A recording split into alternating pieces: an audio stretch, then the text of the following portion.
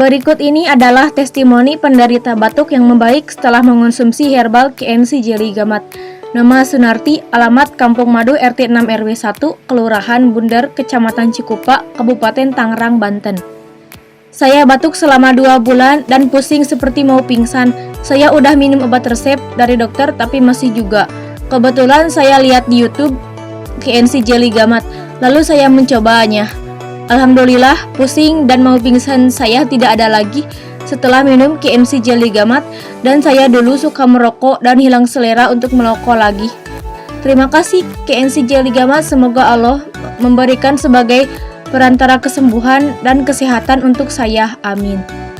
Jika kamu mau mengobati penyakit batuk dengan herbal KNC Jelly Gamat, kamu bisa pesan lewat kami dengan cara klik link pemesanan di deskripsi atau hubungi WhatsApp kami ke nomor di bawah berikut: 0831 1715 4344. Berikut keuntungan jika Anda membeli online lewat kami. Kirim barang dulu, baru transfer pembayaran. Produk 100% asli dengan stok terbaru, siap melayani 24 jam konsultasi. Nah, jadi itulah kesaksian sembuh penderita batuk setelah mengonsumsi perantara herbal KNC Jelly Gamat. Terima kasih.